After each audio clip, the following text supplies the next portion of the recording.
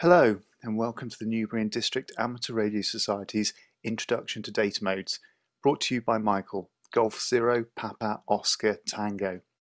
This isn't intended to be a detailed primer on using data modes, but rather it's a basic introduction to some of the more popular data modes used in amateur radio communications for the newcomer to get a feel of what's possible. I'll run you through an example of the software for using data modes and walk you through a couple of contacts with other radio amateur stations so you can see what it's all about. So let's get started. There are probably a dozen or more data modes in regular use on amateur bands, and each one has many applications available for it, most of them developed by radio amateurs and completely free. For these short video examples, I'm going to be using Ham Radio Deluxe, as it's a good package of different data mode applications with built-in logging of contacts. So let's take a tour around the basic Ham Radio Deluxe interface. Okay, so here we have the main screen for the data mode part of Ham Radio Deluxe, and this is called Digital Master 780.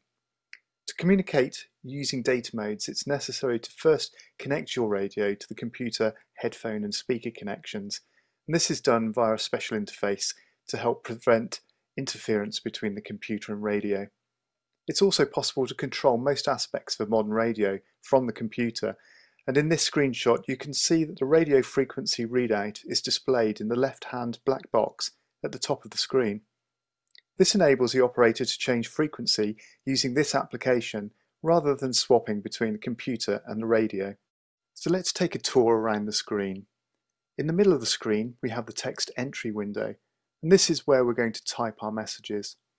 Because much of what we type is going to be repetitive, and because some data modes can send much faster than you can type, the application has what are known as macros, where you can save text to be sent at the press of a button. These are accessed through the drop-down menus, and you can see I've set up some basic macros to call CQ, looking for a contact, and to help when replying, sending basic personal information, and ending a contact. Just above the text entry window, we have the received and hopefully decoded text window.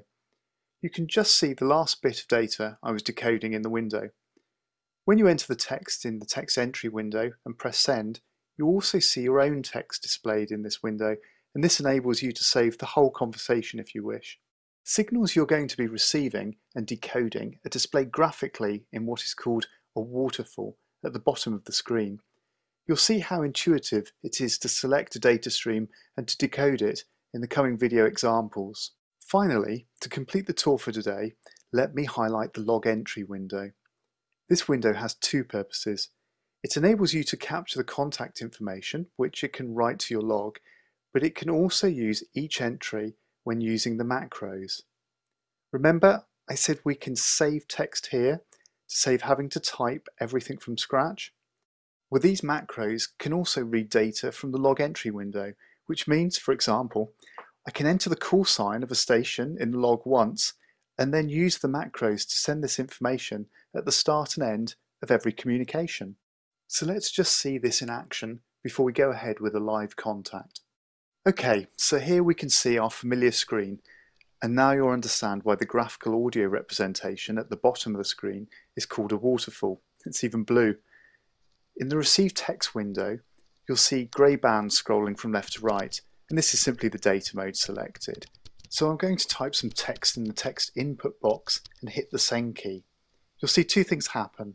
Firstly, my text is appearing in the Receive Text window, and secondly, you'll see my sent signal in the waterfall at the bottom of the screen.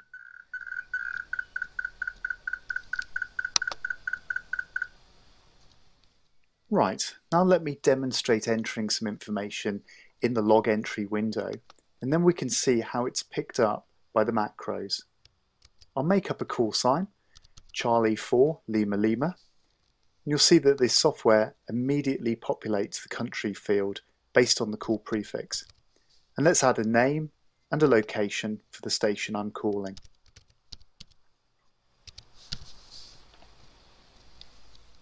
Now I can select my macros drop-down, and if I hover over the Him from Me macro, you'll see in the pop-up window it's put the call sign in the text ready to send.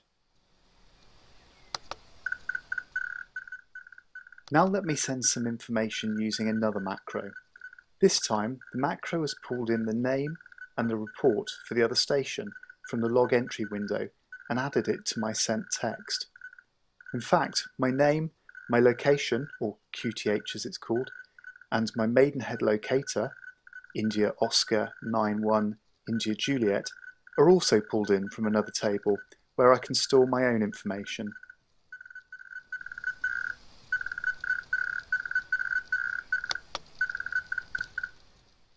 Okay, so now we're familiar with the basic interface, let's go and explore some data modes and make a few contacts. The first mode we're going to look at is by far one of the most popular, PSK31, or if you prefer, phase shift keying using a baud rate of 31. I'm not going to discuss here the coding techniques, but rather talk in simpler practical terms about what PSK31 looks like, what it sounds like, why it's great to use, and to demonstrate a contact, or QSO, using the mode. So let's take a look and a listen to some PSK31. Okay, so the sounds you can hear are multiple PSK31 signals, and if you look at the waterfall at the bottom of the screen, you'll see each of these data streams as a wiggly but symmetrical vertical line. The stronger the signal, the brighter the line in the waterfall. I've used the mouse to select one of these streams, and you can see the decoded message in the Receive Text window. It's Foxtrot 4 Echo Zulu Delta calling CQ and looking for a contact. I've typed his call into my log entry window, so now I can select a reply from my macros to respond to his call. While I'm transmitting, the audio is muted, and hence all you see in the waterfall is my transmitted data stream.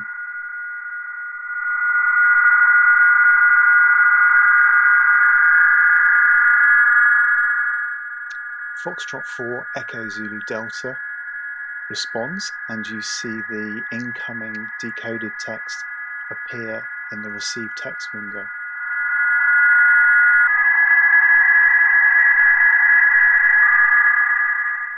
As the station sends information that I may wish to use to personalize my response, I can automatically add this information to the log entry window by right-clicking on the words and selecting where I want them to be entered.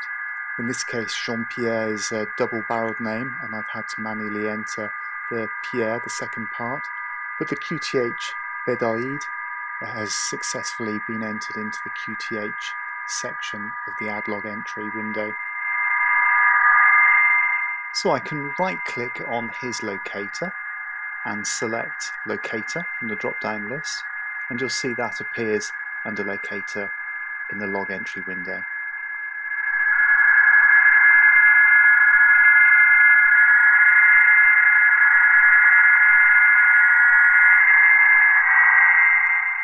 So now it's my opportunity to respond, so I'm going to use one of my information macros to save me typing everything in from scratch. However, I can still edit this while it's being sent. You can see it being sent in the top window and the text to be sent in the bottom window. So I'm going to modify this to personalize the communication. So although I can use a macro to form basic QSOs or contacts, I can edit each of these to personalize the communication to the contact in hand.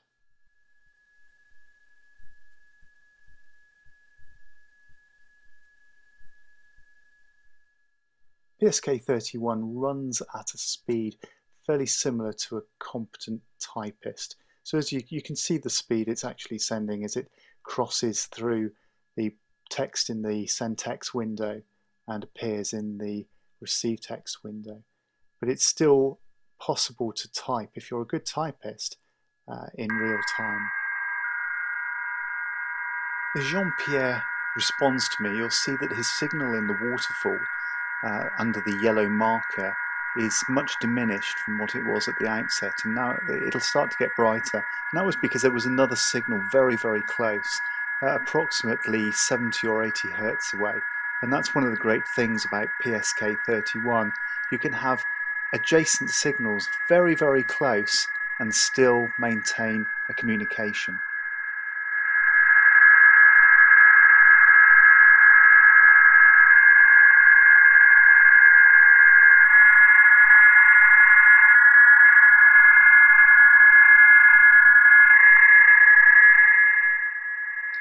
So while Jean-Pierre's typing and sending his information, I can take my time to not only read what he's sending, but to select, choose what macros I want to use, or to type everything from scratch. But this is an ideal opportunity to start preparing my response in advance of him finishing, and that means I can respond immediately. So I'm reading what Jean-Pierre has sent, and I can see that he's using an IC7 4000 with 40 watts. So I'm going to customize my response to report how well his 40 watts is doing, what a great signal he has.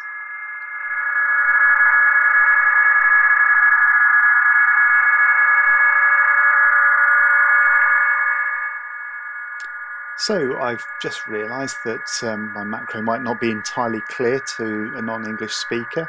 I've just put that I'm using a rig blaster, and I want to just adjust that to make it clear that I'm talking about the data interface that I use to connect the radio to the PC.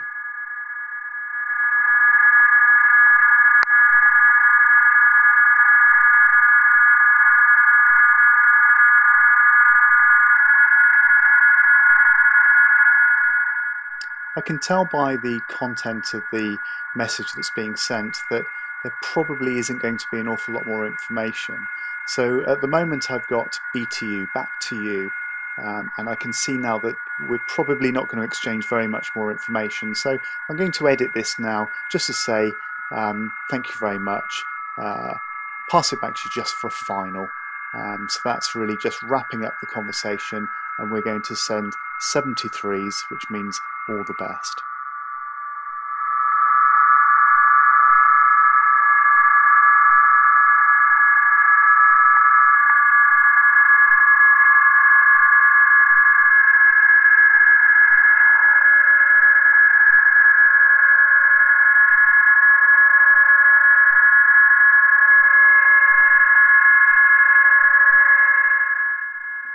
And in fact, it looks like we really are not going to send very much more, so this is going to be my final over.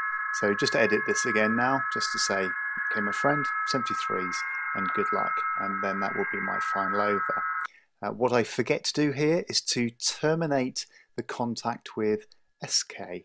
I've just left KN, which normally means please respond, name station, and I should really terminate the contact with SK. So, as I send my information, let's wrap up PSK31. PSK31 then is a great mode as an introduction to data. There's a lot of activity to be heard on the amateur HF bands, and a large number of stations can fit into a very small bandwidth, and signals don't need to be that strong. You don't always receive all the other stations' information perfectly formed. Sometimes data does become corrupted, but on the whole, PSK31 is reasonably error-free. I highly recommend creating some macros to send the basic exchanges, but don't be afraid to ad-lib and edit them on the fly.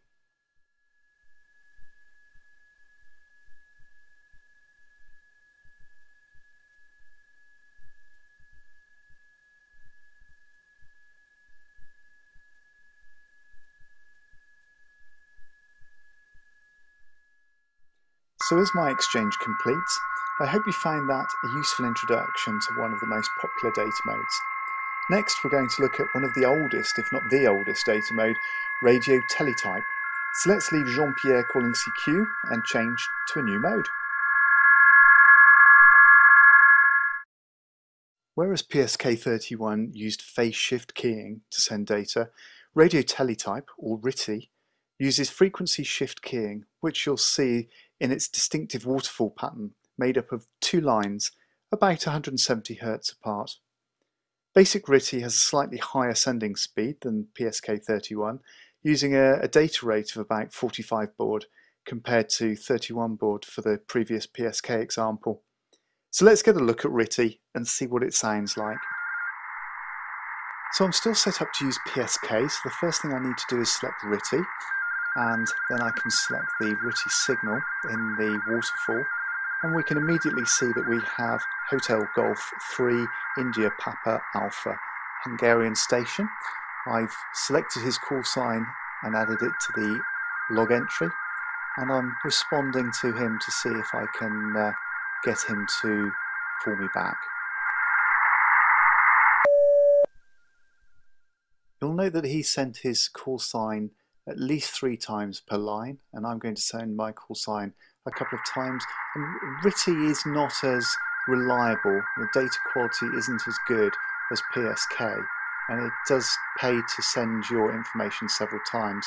He's responded with a very short exchange, almost a contest type exchange. Golf Zero Papa Oscar Tango, good afternoon, GA, and 599, my signal report. So I'm immediately responding using my macros to try and speed things up.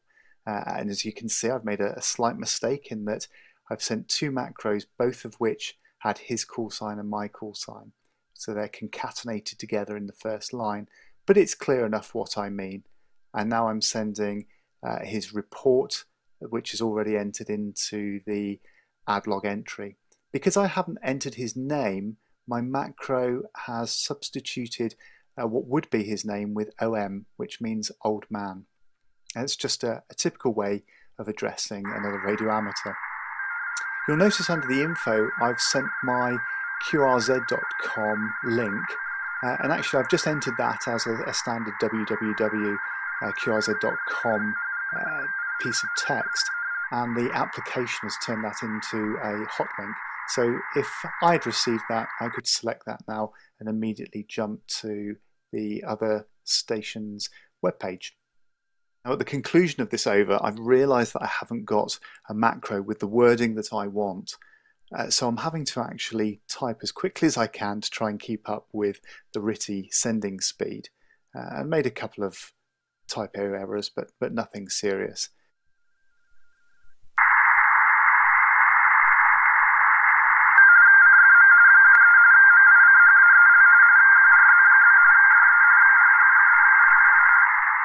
Let's leave HG3 IPA, calling QRZ, which means who's calling me, and have a look at another mode. And now we're going to have a look at a mode called Hellschreiber.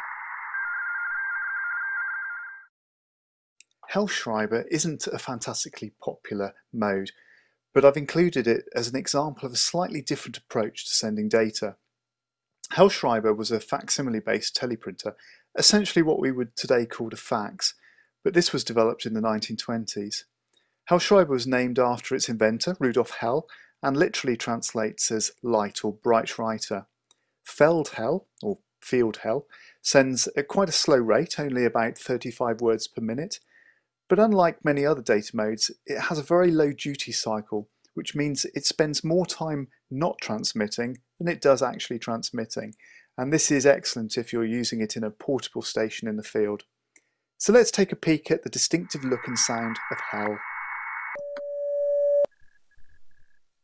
Hellschreiber is sometimes easier to hear than it is to see on the waterfall, and as we start I think I've heard a signal, so I'm calling QRZ, who's calling me? And I finish that up with PSEK, which is abbreviation of please respond.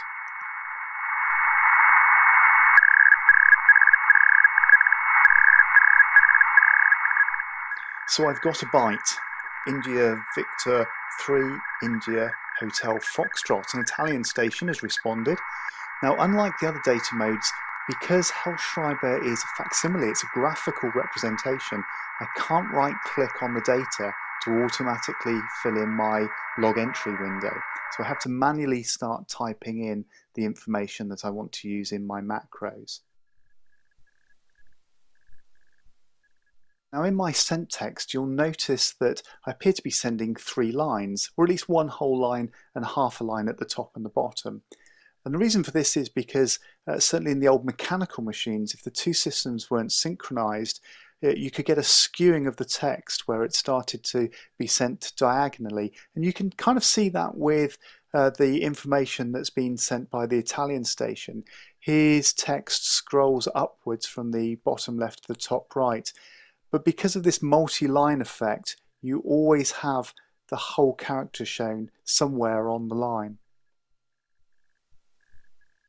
So I select my final macro, which is BTU, back to you, because I haven't entered the station's name. it's just put OM for old man. So back to you, old man. India Victor 3, India Hotel Foxtrot, from Golf Zero Papa Oscar Tango, and a K asking him to respond.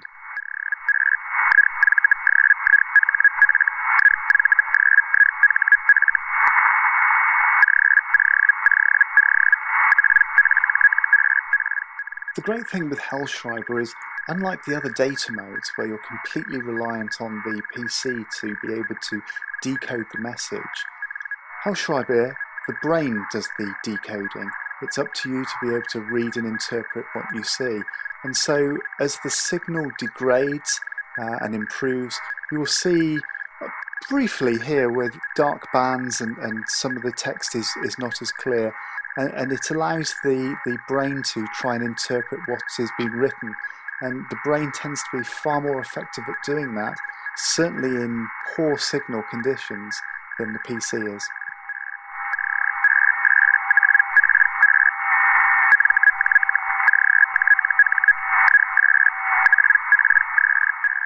Now, our Italian station signal is not a bad strength, and you can see it reasonably clearly in the waterfall. However, with Hellschreiber, you can still interpret what is being sent with quite minimal signal levels, and sometimes it's very difficult to be able to actually pick out where in the waterfall the signal is. But at these times you can use your ear to listen for the sound, tune for the peak sound, and then select various places on the waterfall until you see the text starting to appear in the receive text window. So when I've come to respond to the station, I've discovered, horror of horrors, that I don't have a macro set up correctly for what I want to say, and hence I'm now going to have to type in real time. Now you can see the effect of what happens if I don't quite keep up. In the bottom window where I'm typing, you can see that there are no gaps. Where I've typed the word Caesar, it's all one word. But because I had to glance up to see how to spell it, I left a bit of a gap, and in the upper received text window you can see that there's a gap halfway through the name, and it just fills it in with dots. The other data modes are very similar. If you can't keep up, it's not a problem. It just sends spaces while it's waiting for you to catch up with it. So let's jump to Caesar's last over and give you a chance to take one last look at some Hellschreiber in marginal conditions, so some of the signals starting to fade, and see how clever your brain is in being able to interpret letters which a PC wouldn't be able to decode.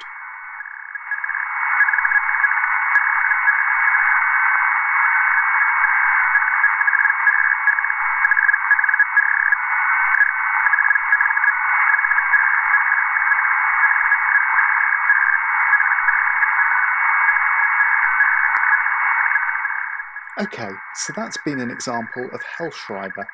As you can see, it's very different to the other data modes, looking more like a fax on a ticker tape, but it has that wonderful advantage of using your brain to perform the decoding and interpretation, which means you can use it in noisy radio environments or where there's broadband interference. It's a fun mode, and whilst not heard as much as PSK31 or RITI, it still has a hardcore of fans who will love to welcome you to the mode.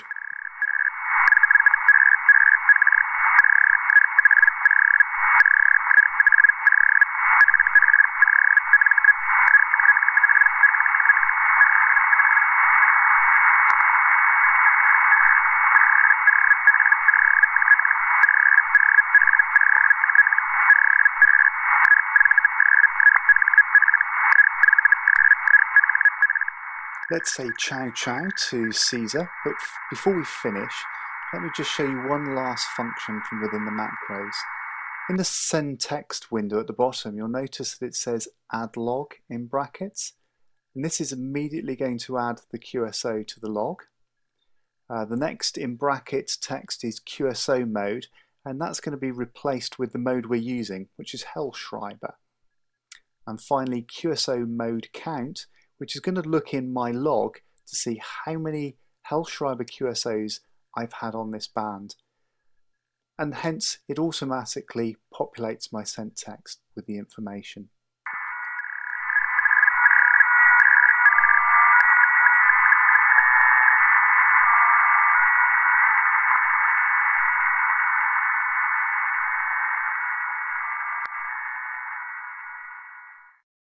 Well, I hope you've enjoyed this short introduction to data modes and that you're inspired to go and try these out and then explore some of the many other data modes available. If you'd like to know more about these modes, there's a wealth of information on the internet and some useful Yahoo groups where you can get help and advice. So let me say 73s from Golf Zero, Papa, Oscar, Tango, and the Newbury and District Amateur Radio Society.